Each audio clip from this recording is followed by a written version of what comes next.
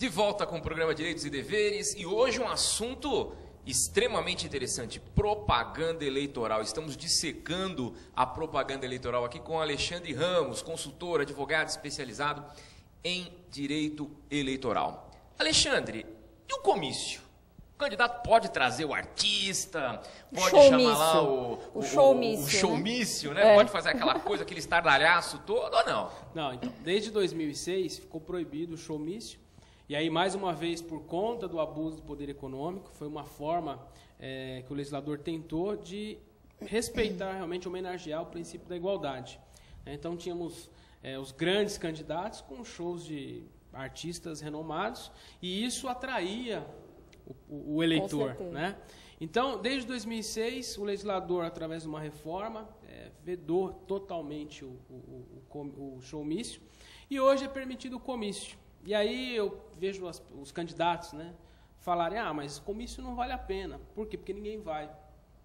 E realmente é muito difícil você conseguir atrair o eleitor, sair de casa, né, mesmo que seja perto, né, no bairro, para assistir um comício. Agora, eu acho que o candidato também ele tem que se reinventar. Eu acho que ele tem que, dentro da legalidade, eu acho que ele tem que trazer um atrativo.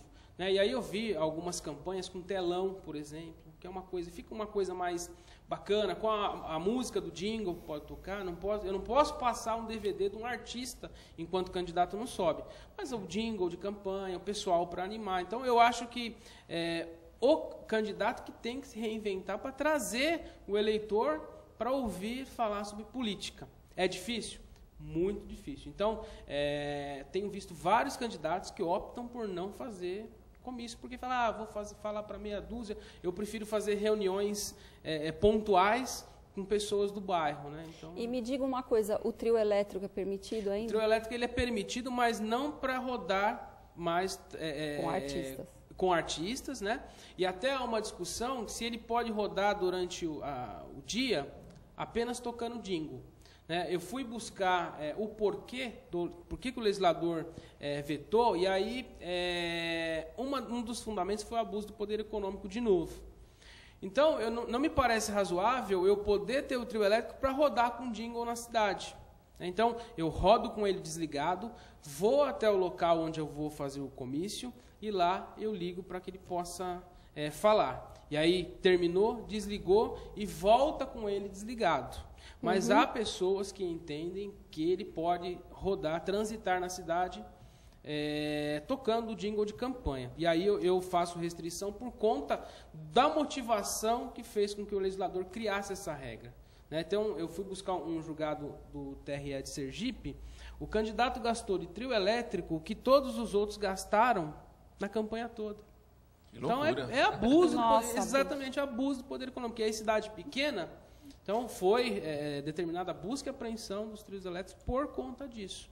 Então, eu acho que é razoável. Então, você ter esse aparato tecnológico para utilizar no comício, eu acho que é bacana, mas que ele fique restrito à utilização naquele local. E o carro de som? Só o carro de som. Tem horário? Tem forma? Pode, não pode? Isso, o carro de som, o que a gente tem indicado das 8 às 22, mas os próprios candidatos já se limitaram a ligar eles apenas após o almoço. Então, eles começam às 14 horas. Porque alguns acordam cedo, né, outros acordam às 10, outros acordam meio-dia. E aí você acaba incomodando. Então, ao invés de você atrair o voto, você espanta. Então, eu vejo vários candidatos, olha, carro de som só à tarde. E aí, colocam um horário das 14 às 20 horas ou às 18 horas, fica um horário bacana que não atrapalha as pessoas. Agora, na limitação, das 8 às 22. O comício, ele se estende até às 24 horas. E aí, lembrando a restrição de 200 metros, principalmente prédios públicos, casas de saúde, hospitais, escolas, igrejas, e aí a gente acaba vendo o próprio carro de som passando em frente ao fórum, por exemplo, um volume no último. Isso na última eleição aconteceu isso. O juiz da propaganda na época determinou busca e apreensão do carro, porque ele achou um desaforo, né, na porta do fórum, o candidato passar com som. E aí acho que falta um pouco de respeito. Esse foi muito arrojado. Falta um pouco de respeito. Anotaram a placa e aí ele determinou, com o poder de polícia que o juiz eleitoral tem, ele nem precisa de uma representação, de uma provocação. O poder de polícia que o juiz eleitoral tem, ele determinou a busca e apreensão do carro por estar passando aí próximo ao fórum num volume incompatível.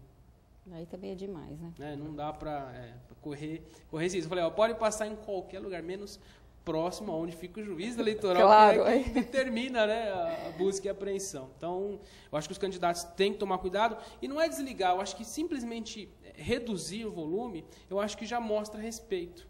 Eu acho que você mostrar que você respeita a legislação e o próprio juiz eleitoral da comarca, eu acho que cai bem. O próprio eleitor fala, poxa, esse cara, de repente, vale a pena eu votar porque ele respeita as normas eleitorais. E uma outra coisa que é muito comum a gente observar é o candidato que ofende um outro candidato durante essa fase de campanha. Isso é muito comum, né? Em 2010 teve até uma questão interessante do Twitter, né, entrando em redes sociais, que foi a possibilidade do direito de resposta no Twitter. Né? Certo. Eu sempre vi assim, direito de resposta, meios de comunicação, rádio, TV, impresso. Né? Até que bateu no TSE essa questão e o TSE concedeu o direito de resposta, né, na página, no perfil. Né? Então, assim, é interessante porque o candidato, o ofensor, né, acabou tendo que publicar aquilo que o candidato escreveu. E fora isso, você vê panfletos apócrifos, né, ou verdades ou inverdades, mas eu acho que aí desce um pouco o nível, não é interessante, e aí também mostra o perfil do candidato. Então é importante o eleitor também reparar nisso, né, porque esses panfletos, falta de ética. Esses panfletos onde são disseminadas irregularidades, ele não vem com CNPJ, né? Então a autoria dele fica, em tese, não identificada. Né? A gente sabe que é sempre o maior adversário que está atacando, mas como não tem CNPJ, não tem tiragem, não tem como buscar aonde está sendo confeccionado esse panfleto. Mas o eleitor ele pode, através disso, acho que afastar esse tipo de candidato. Eu acho que tem que ser a disputa, eu acho que ela tem que ser limpa. Então, com 1.100 e poucas candidatos para 34 vagas, quer dizer, muita gente vai ficar de fora. Agora, quem tiver, né, maior capacidade de atrair, né, o eleitor, eu acho que é merecedor. Então, acho que a disputa ela tem que ser limpa e ganhe quem fizer o melhor, tiver a melhor proposta, né? Acho que isso é muito importante. E também tem candidatos aí que hoje ainda já são vereadores e caem nas graças do eleitor, né? Às vezes porque faz um bom trabalho, porque apresenta projetos de leis interessantes. Eu acho que tudo isso o eleitor tem que filtrar. Com toda certeza. E na rede social, né? A gente falou do Twitter. Na rede social existe vedação? Isso, existe. Inclusive, começou com a propaganda antecipada, né? Então, eu vi muitos candidatos divulgando fotos de convenção, já pedindo voto após a convenção e antes do dia 6. Então, irregularidade caracterizada, né? O próprio direito de resposta no Twitter. E aí, a partir do dia 6, eu vejo assim, a resistência dos usuários das redes sociais. Mas você pedir voto, publicar o seu santinho, isso tudo, a partir do dia 6, ficou permitido. Mas o usuário ele não tem sido simpático com aqueles que estão publicando esse tipo de propaganda. Eu, sinceramente, acho uma pena. Eu acho que todo mundo tem esse direito de publicar. Às vezes o que é interessante para mim não é interessante para você, para ele. Então, não sei, eu acho que se você não quer ler, é simplesmente ignorar. Mas pelo menos a proposta, tá? Às vezes uma proposta, ou você às vezes conhece um candidato do seu bairro, às vezes você não sabe quem que representa o meu bairro, dentre os 34 vereadores. Ah, não tem. Será que vale a pena eu ter alguém do meu bairro representando na Câmara? Então, acho que isso importante. As redes sociais, e aí foi feita uma pesquisa e comprovado que os jovens hoje, eles rede social vivem isso, né? E eles SMS. Vivenciam essa situação. Eles não trocam mais e-mails, né? Não falam ao telefone, então eu acho que é uma forma de você buscar.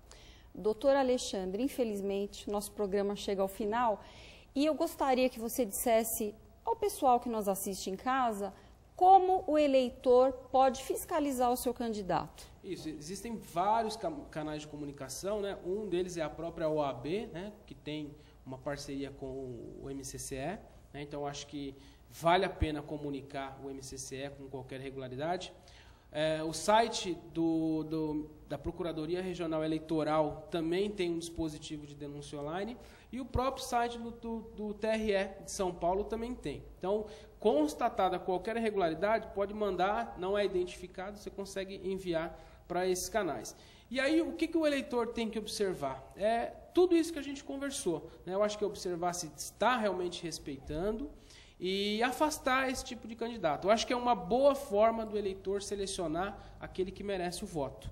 É afastando aqueles que cometem irregularidade, porque se durante a campanha eles cometem irregularidade, não tenha dúvida que quando eles entrarem, forem empossados, eu acho que a coisa vai ficar um pouco pior. Então, é um termômetro, né, Alexandre? Tem que tomar muito cuidado. É um termômetro. Alexandre, foi um prazer imenso tê-lo aqui hoje no programa. Eu acho que foi muito esclarecedor para todos, né? Isso é importante, é exercício de cidadania, você saber o que pode, o que não pode e exercer o seu direito aí de que tem uma propaganda saudável, principalmente dentro da legislação. Agradeço muito e espero tê-lo de volta aí em uma outra oportunidade, então um pouquinho longe da eleição, quem sabe a gente consegue uma agenda aí para você voltar. Obrigado mesmo, gostei muito, acho que foi muito importante. Doutor, foi um prazer tê-lo aqui, prazer e uma honra muito grande e fica o convite para voltar aqui para esse bate-papo tão interessante. Eu agradeço, quero me despedir deixando um abraço ao assinante e também ao presidente da OAB, o Fábio, que sempre recebeu a gente muito bem, né, na casa do advogado. Obrigado mais uma vez. Muito bom. E termina aqui Direitos e Deveres. Lembrando que o programa será reapresentado na sexta-feira às 7h30, no sábado às 21h30 e no domingo às 22 horas. Um grande abraço para você e até a nossa próxima edição.